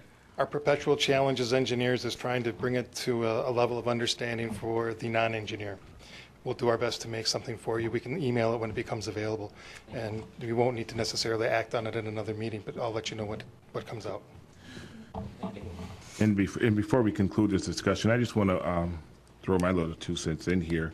I remember when we were doing the Riverside Park project itself, 51, how we got beat up every single day by residents in the grocery store, wherever we went. How dare you close that street down? How dare you mess up that park? How dare you want to do this? How dare you? And just this Saturday, there was a lady that came up to me who said that to me just about every time she saw me. And she said, you know what? I was one of those that was upset at the beginning, but when you got it done, it was a beautiful park. It was a beautiful job. And I'm just, happy that you went on and done the project. I believe that whenever we take on big projects like this, it's change. And change is difficult for a whole lot of people. So when we first look at it and we first think about it, and we want to say that this is going to mess up everything, it's just going to look horrible, it's not going to look right. And I am not attacking anybody, okay? I'm just making a comment. But when the project gets done, some of the same people that are going to be out there saying right now, this doesn't make sense, you must be crazy. When it gets done, those same people are going to come back to you and say, I'm glad you guys did it. May not happen all the time, but it happens more often than not. That concludes the discussion on this. There is a motion and a second. All those in favor of approval, say aye. Aye. Any opposed? Aye. Passes 6-1. Council DeForest. Item 11C will be deferred to a later date. We will not be introducing that item this evening. We'll move on to 11D, please. A resolution to support the 2012 School District of Beloit referendum for facility improvements. City Manager Arf, please. Thank you, Mr. President. As council is aware, the school district, after many years, actually well over a decade of planning to upgrade the facilities that the district uses to provide educational opportunities to our children, has submitted a request to the voters to approve a $70 million bond issue. The bond issue approves most of the buildings within the district, results in one new building. I'm not going to go into detail regarding all that stuff tonight. There's been extensive coverage and information about the actual improvements that are included in the project. Normally, the city does not and would not consider taking a position on any public policy issue that's under consideration by another unit of government. And for the most part, we expect other units of government to respect our autonomy and ability to deal with our general municipal business. This may be the one situation, however, that would cause us to take a second look and to possibly consider a positive statement in support of the bond issue. What happens with this school system has a direct impact, not just on the school-age children themselves, but on all of the residents of the city of Beloit. The quality of that school system directly impacts our quality of life. It has a direct impact. It is one of the key features that site selection specialists look at when they're doing site selection work for economic development purposes. It is one of the key and one of the first things that potential residents look at when they're selecting a neighborhood to purchase a home and move their family into a community. So the future of that school system is absolutely tied and intermingled with the future and the best interest of the city of Beloit. And as has been talked about many times, we've had an unusual confluence of events that occurred this year. We still are setting on the lowest interest rates in the history of the country, an opportunity to sell these bonds under the most advantageous market conditions that have ever existed, and to lock in the money we need to rebuild our school system at the lowest cost in history. Secondly, we have an opportunity to lock in a 64% share from the state of Wisconsin to cover the debt service cost over the next 20 years for this issue.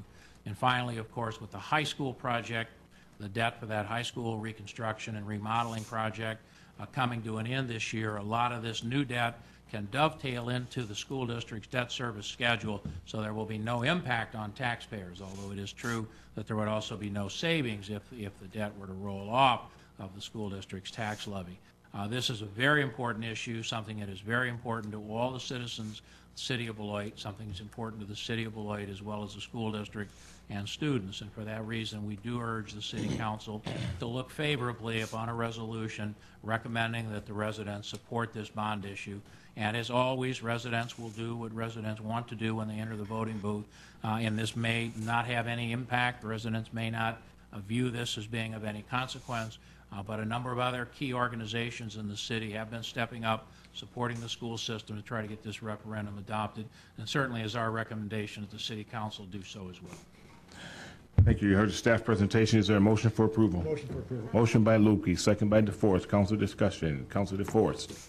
Thank you. I am in complete agreement that our economic development is intertwined, interconnected with the quality of our school district. And so I would encourage my colleagues to please demonstrate to our community how important it is that when our community residents talk about the need for jobs, that this is directly related to helping to secure those jobs for them. So in complete support of this resolution. Thank you. Thank you. Councilor Haynes. Thank you, Mr. President. I have a little longer statement. I think that initially, we know from all of the things that we've interacted with that the one impediment to our economic development and getting people that belong to these companies that we lure in to live here in the city of Beloit was their perception of the school system. It was the single greatest impediment that we've struggled with is that perception. So I knew that when this came forward that this referendum would address that perception quite vigorously. Not the performance per se, but the perception and the physical condition of the school district's stock. I knew I was going to vote for it, but I wasn't as thrilled with the concept of being hung out to dry and asked to stand for this in such a public way. I thought that we should be neutral, but it's come to my thoughts as it evolves that ultimately the public has to be aware of what our concerns are with saying no. That if they vote this down, what this could mean to our future of our economic development, to their well-being, and I believe that we have an obligation to pass on that opinion in a meaningful fashion. And so in that evolution of thought, I have determined that I will vote in favor of this resolution. Thank you. Councilor Vander Bogart. Thank you, Mr. President. There are two votes that I get to take on this issue. First, when we go into the ballot box on the 3rd of April, there's absolutely no question that as an individual I'm voting in favor of the referendum. The other vote I get to take is publicly this evening and whether or not the City Council should endorse this referendum. My conclusion is that as a City Council member, I should take a vote in the positive. The first of two questions that anyone asks, Mr. Arft referred to it, when they look at our community, whether for residential purposes or for business purposes, they ask, what are the taxes and what are the schools? And if the taxes are too high or the schools are perceived to be poor, they're not coming. I don't care what other incentives the state offers. I don't care what other incentives the city offers. If those two aren't in order, you're not on the list. As I understand the referendum, and we had one meeting with the school board, well, perhaps 6 weeks ago, and I was skeptical. I didn't know what the plans entailed. I didn't know where. I didn't know the costs. I didn't know anything. I was being asked to endorse something that I really didn't know anything about. As I understand the facts, and I won't get into a lot of them, many, in fact, all of our elementary schools, the last work done on them was like 1955. And it boggles the mind that the need is there. There are some in the community that say, oh, we shouldn't do this because all the details aren't worked out. It's not perfect. We don't know this, we don't know that. I think that's a false concern. Again, Mr. Arft referred to it, a perfect storm of the earlier high school debt is rolling off. We have the lowest construction costs. We just approved contract bids for things that were a couple $100,000 under the cost we thought it was going to be. The lowest construction costs in a lifetime, the lowest borrowing costs in a lifetime, and we get a 64% kickback from other taxpayers, not our own people. To not take advantage of this, in my view, sets the community up essentially for its own extinction. If we don't believe enough in our future to invest in our children and the infrastructure to educate those children, what are we saying to the rest of the world? I can't believe that we are so short-term thinking or so selfish when we talk about this stuff. We all drove here or got here on bridges and roads that were built by other people, and we're going to turn around and deny that opportunity to the next generation? It makes no sense. So I'm going to vote in favor of this. Councilor Spreitzer? I'm also going to vote in favor of this, and I think we do have an obligation to act tonight because we're here as leaders, and I think we have an obligation to lead. There's a lot at stake April 3rd, but I think this is one of the most important things, and I'm glad we're considering this resolution. I think it's appropriate for us to speak up in support of investing in our schools. Some people question the timing of the referendum, but I think we've made clear there's really two good reasons for doing it now. The debt from the high school being paid off, and most importantly, the favorable bond ratings. We're never going to get this good of a deal again, and we need to get the best deal for the taxpayers now. It only makes sense. I've also heard concerns from some that the referendum could be better, and I want to address that point directly. I don't think everyone has to like every detail of this. I think it's clear that on the whole it's positive, and I want to be clear to those people who are tempted to vote no for that reason because they don't like one detail or another. This is our one best chance at doing something big for our schools. We either pass this referendum or we may not like what we're left with. We may not get a better referendum. We'll get a scaled-back proposal or no referendum at all. So I think this is our chance, and we need to take it and make major improvements in our school system while we have it. I think the success of our schools and the success of Beloit are inextricably linked.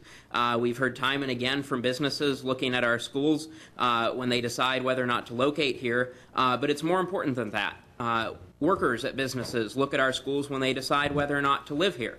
And when people look at a school system when they decide to buy a home. If we want businesses to come here, but if we want residents to live here and invest here and pay their taxes in Beloit, we need to not just have great teachers, we need to have great schools. We need to have great school buildings. And that's what this is about.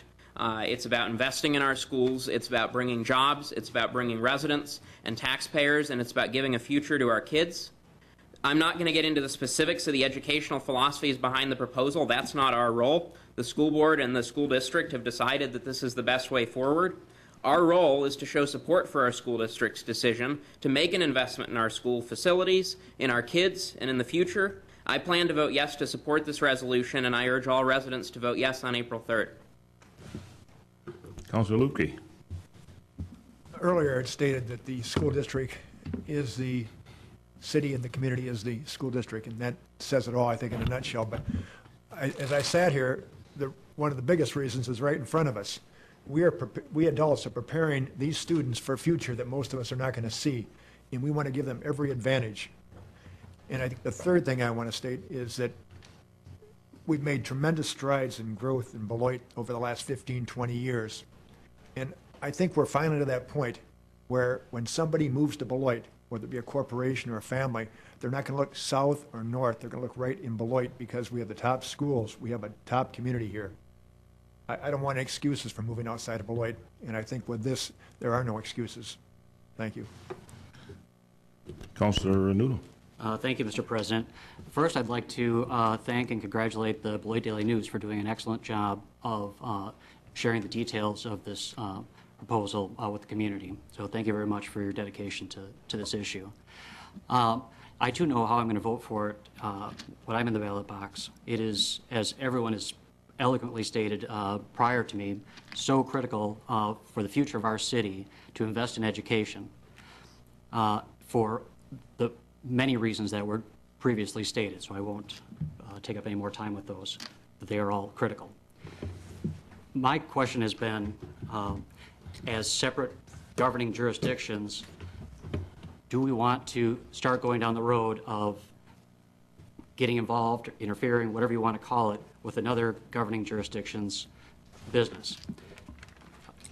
I was very pleased that the staff added paragraph 7 to address that. And I'll just kind of paraphrase. It says, basically, that we do not normally comment or take positions on public policy of another or separate governing jurisdiction. I wouldn't want the school district to take votes on whether or not we should build a fire station or the police station. My objection is not to the referendum. It's just I think that we are separate governing bodies, and that's the way that we should go forward.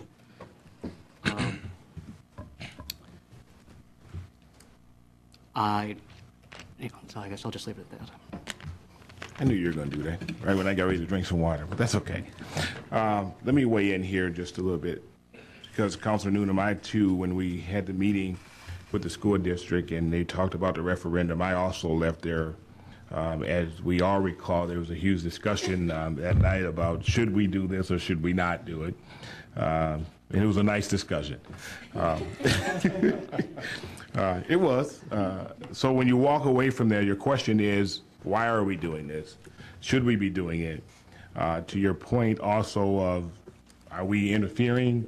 I thought the same thing. But then when I thought about it a little bit further, to me, interfering would be if we say, here's what you need to put in your referendum. Here's how you need to run your referendum. Here's what your referendum needs to say. Here's what it needs, here's who it needs to benefit, and here's what it needs to benefit. To me, that's interfering, and that's stepping over the line to where we are. But when we're lending our support on a project of this magnitude that's going to affect our children, then I think this is what we need to do. We meet periodically, and the one question that's always at the table is, how can we work together? We need to work together. The two entities need to come together. We need to do more things together. We need to know what the school board is doing. The school board needs to know what the city is doing. You guys need to share your ideas. How can we support you? Now we're at a point to answer all those questions, yet we still sit and say, we're not supposed to do it. When we talk about building improvements, I graduated from the high school in 1981. There's still parts of that high school that I know. There's been some changes. But when you look at the elementary schools, you can go to any elementary school, and if I graduated in 1981, you do the math. How long ago that was I was in elementary school. Some of the same things are in those elementary schools. My kids went through the same elementary school. So when I can walk into an elementary school and see what I saw when I was a kid in there with my kids in there, now they're out of high school. As a parent, I want better. You always want, as a parent, better for your child than what you had. So what I want is something better for the students of Beloit than what I had. Not saying it was horrible, so I don't want the board member or the superintendent to walk out here and say, oh, he said the schools are crappy. For that time period, they were great. But just like the students change, the buildings need to change. If we want to increase enrollment, we have to do something. we have great schools, we have great students, and we have great staff. We need to make sure that as a city, we are doing all that we can to support that effort, because ultimately, as someone said, and I believe it was Councilman Van der Bogart, or it was Councilor Lukey, once the school district puts them out, once they graduate, wherever they go to college, they're representing not only the school district. When they go to college, the question is not, what school did you go to? The question is, what city did you come from? They're representing the city of Beloit. Now they may say, coming from Beloit, Wisconsin, I graduated from Beloit Memorial High School. But it's always first, what city did you come from? I would hate for those students to go to college and they say, what city did you come from? Well, I came from a city that didn't support my educational process, that had me go to a rundown school, that had me go to a building that just wasn't suitable for me to get the best education that I possibly could get. I believe that our leaders are in favor of this. I believe as I go around the community and talk to various people, they're in favor of it. And I think simply that this governing body, just to pass this resolution, is not telling them how to do it. We're not telling the community how to vote. We're just simply saying that, as we often say, it's time for the two entities to work together. And I think that's what we need to do. But I would encourage people that if you have questions about the referendum, I'm just going to put it out there. Don't come to the 7 people down here. We don't know all the details. Call the superintendent. I'm putting it out there, Steve. I hope you don't mind. Call the superintendent. If you want to know answers to the questions, go to the source. Go right to the source. Get your questions answered so you can get the right information to make the right decision. Because I'm going to tell you, like I just said previously, when you walk out of that booth, you have to make sure that you're making the best decision, so when you go home, you can feel comfortable that you made that right decision. Councilor DeForest. I did all that to sum it up, and now you have something after that. Well, I didn't mean to steal your thunder. I just wanted to make a point of clarification. This is a resolution of support. We offer resolutions of support to other organizations all the time. Almost every single meeting, we have resolutions to show our support for the work that organizations do. We're not telling them how to do it or weighing in on their decision making, but just letting them know that we support their efforts because we think they're important to the quality of life in the city. So I just wanted to emphasize that point, that this is simply just a resolution of support, and I do think it sends a strong message to our residents that we support our schools. Okay. Thank you. Councilor Noodle. Thank you, Mr. President, and I too am a proud graduate of the Beloit school system. I thought it was fantastic. I enjoyed it. I think that with every generation, improvements do need to be made, and I hope sooner than later that they are made. This resolution is different than the other ones that Councilor DeForest had just mentioned. We passed many resolutions about student athletes for the theater, and on, supporting our students and the school district and other agencies, groups, whatever you have in the community. This is different. This is a political issue that we're getting involved in. There are all of our bosses, whether it's the school district or the city council, the school board, the city council, all have the same boss, which are the citizens. And they're going to have a unique opportunity. This is such an important issue that it's going to referendum, so that they are going to tell us what they want us to do. So I think that this is very different, a very different resolution. I don't want to vote yes or no for it. Okay. I just don't think we should have it. Okay. And just in closing, just to Councilor DeForest's point, we do pass resolutions in support, and even recognizing the teams, the sports teams, the theater. I believe the last line in just about every proclamation or recognition that we read, and I've read a couple, it says we encourage the entire city of Beloit and its residents to congratulate, to support, to acknowledge this team for the great work that they've done. And I think that's all that we're doing here. There is a motion and a second. All those in favor, say aye. Aye. Any opposed? One abstention. Okay. 6, 0, 1. Thank you.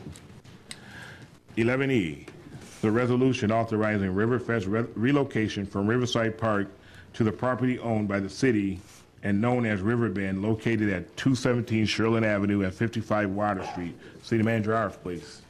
Thank you, Mr. President. As you're obviously aware, we ran into an issue this year with the Riverfest Music Festival, which traditionally has been held in Riverside Park, and in fact, I think this is their 25th anniversary this year coming up.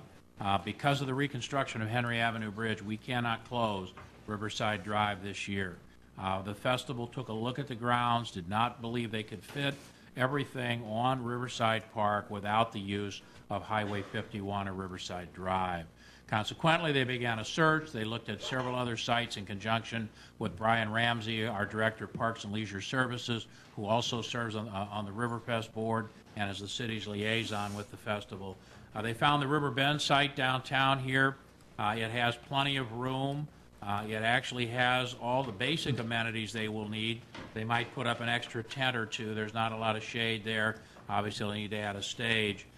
We received a letter from them a couple weeks ago officially requesting the use of the site, prepared a draft letter with some 17 elements in it responding to that correspondence, that request, and outlining the terms and conditions for how the park would be, or the land, it's not actually a park, would be used, the various permits, et cetera, that would need to be filed and dealt with in order to get the licenses and the approvals needed for the site. And of course, those things also deal with the indemnification and insurance issues and everything. That will all be done as part of the application process for not only this site, but also for all the municipal parking lots that they'll be using for the festival as well.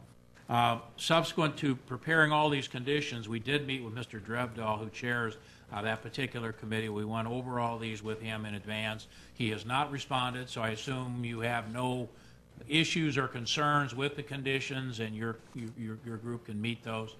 Also tonight, we gave the council a copy of a proposed site layout for how the festival would fit on the grounds and where various activities would be conducted.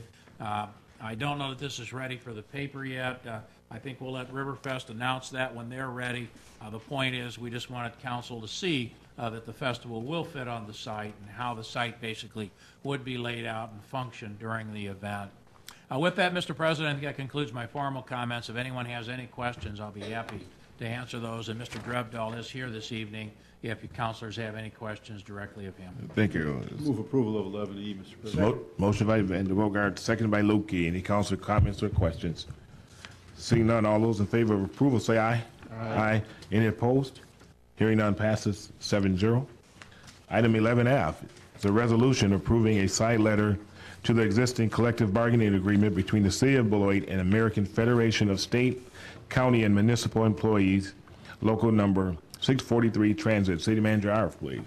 Thank you, Mr. President. Once again, I apologize for so many staff reports tonight, but this is a follow-up to a collective bargaining agreement council recently made with our firefighters local, which are affiliated with IAFF.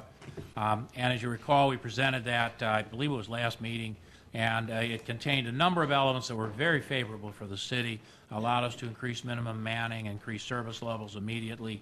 It did include a provision in that agreement where the firefighters would phase in over 2 years the payment of the employee portion of the pension contribution, and in exchange for that, because they were treated differently under the state law, we provided them with a 3% salary increase this year and a 2.75% increase in 2013. And we did discuss at the time we reviewed this that we did have a bit of an issue with our one remaining APSME local, number 643 transit workers, because the treatment of the transit workers had been quite a bit different. They agreed to pay 100% of their pension contributions effective 1/1/12, and the only salary increase they were to receive was 2.5% at the end of the contract period in mid-December of 2013. We talked a little bit about equity issues and certainly credibility with a bargaining unit that we had settled with earlier, and then we did what, for all reasonable purposes, was a much better deal with a subsequent bargaining unit. All of us were concerned somewhat about the credibility of dealing with that bargaining unit in the future, how trustful they would be of city positions or city offers, and whether we would be able to settle with them or whether they would end up hanging back and not wanting to talk to us till all the other negotiations were closed out. We thought we might be able to do something for them short of what the firefighters received, and this Side letter that I'm presenting to you this evening comes nowhere close to creating a parity relationship between what the firefighters did and what the transit workers are doing, but it went a long way toward closing the gap. And what it did is proposed a 3% salary increase, which would take effect on the 1st of March of 2012 to offset at least a portion, won't offset all of it, but a portion of the employees' pension contribution that the transit workers are making this year. I hasten to add that there is still a savings for the city in the transit budget. I believe it was over $20,000 that we will save in any event because the transit workers are paying the full contribution, and this in no way creates parity with the firefighters. However, again, I think it was enough, and the response from the employees was positive, that I think it did preserve the city's credibility in being able to negotiate, reach agreements with this bargaining unit in the future. So we are submitting this to you this evening to ask your permission to extend that 3% salary increase as a side letter agreement without reopening the collective bargaining contract. Is there a motion for approval? Motion approved. Second. Motion by Lupke, second by Noonan. Councilor DeForest. No, I say Okay. Councilor Van Bogart. I don't think this is a good idea at this time. I don't think this has been thought out. I don't think the impact on our other bargaining units has been thought through. We have outstanding contracts with the police that have not been settled. We have contracts with the non-represented, or the non-protected, if you would, former unions that are outside of Act 10. And I think if we start down this road of giving back amounts when we don't have to, we set ourselves up for a terrible bargaining situation. The city did not create this separate treatment of unions and our labor unions and our labor relations. This was handed to us by the state. We're trying to make the best of it, and I think that this simply muddles it even further. I think before we do this, I'm not saying we shouldn't do it, but I'm saying we shouldn't do it now. We should have a thought-through process of how we're going to approach the various bargaining units, what we're going to do with them, what we're going to say to them, why we're going to say it, and this simply to create this, quote, credibility issue, we lose all that other potential for doing this right. And I don't see any credibility. They made an agreement. We have made an agreement. Okay, maybe they didn't make the best agreement that they should have, but we're living up to it. They're living up to it. Let's move on. I think this starts us down the road of trying to buy back all of the WRS contributions that we don't have to under Act 10. Now, maybe that's a position the city should take, but we ought to think through it rather than incrementally getting sucked into this parity argument and this credibility argument. I would make a motion to lay this over until we have a consistent policy. Councilor DeForest. Actually, I'm in agreement with Councilor Van de Bogart. I think that we probably do need to talk some more about this as a body and be more thoughtful about it. I appreciate the transit workers' willingness to sacrifice and to come to the bargaining table early and to agree early on to do what they could in terms of financially sustaining the city's support of the transit system. I certainly don't want them to. I think the credibility issue is an important one. I hate to have them feel like they've been penalized because they were willing to come to the table early and were willing to make those sacrifices. But I agree we might need to think this through a little more. I would like to add, I think when we talk about good faith, efforts and good faith relationships, I look at the transit that, as Councilor DeForest said, came forward pretty much on their own and said, hey, we know you're going through a tough time. Here's what we're willing to do for you. I totally respect that. But I do also recall, if memory serves me right, that there was discussion during the negotiation process of, okay, once we get through with fire, do we need to go back and revisit with transit? Do we need to go back and revisit with transit because of what they did? They stepped forward before anyone else did, and we need to go back and revisit. So I look at staff as going back and revisit this based on the discussion that we had, and I felt that was the direction we wanted them to go. They go back and have a discussion, and this is what they come up with. And now, based on that discussion, they come with a recommendation, and we're saying, well, wait a minute, we told you to go back and have a discussion on what can we do to work with transit. You've done it, but we don't like it. We need to talk about it a little bit more. The question that I have is, if we talk about this for the next 3 to 4 months, are we going to have the same result that where we are now? And if so, why prolong it? Councilor Spreitzer. Can I ask for a point of clarification? I heard Jim make a motion. Did Sheila second that? Do we have a motion? That motion to was table not or- second. I don't think the magic words were said. No, right. The motion was not second. The original motion is still on the floor for approval. Is there any other councilor discussion on that motion? I'll again say it. I think we've locked ourselves into a box that we may not be able to get out of. If we set a precedent of trying to undo all of the effects of Act 10 with our pocketbook, we aren't going to have enough pocketbook.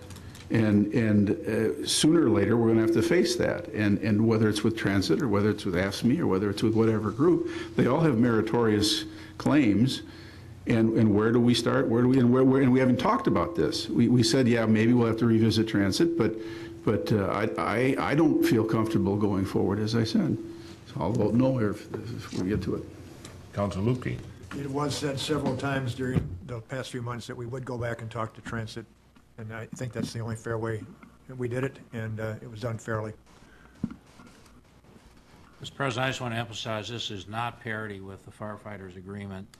This is still much less. We did not want to reopen the collective bargaining agreement because we did have the full payment of the pension contribution. We didn't want to put that back at risk, and I thought this was kind of the lowest level of the intervention that we could do here to create some goodwill with those workers. And I am somewhat concerned about the parity issue because there is no money in the general fund. Of course, there was money in the transit budget because we had initially appropriated the entire pension contribution.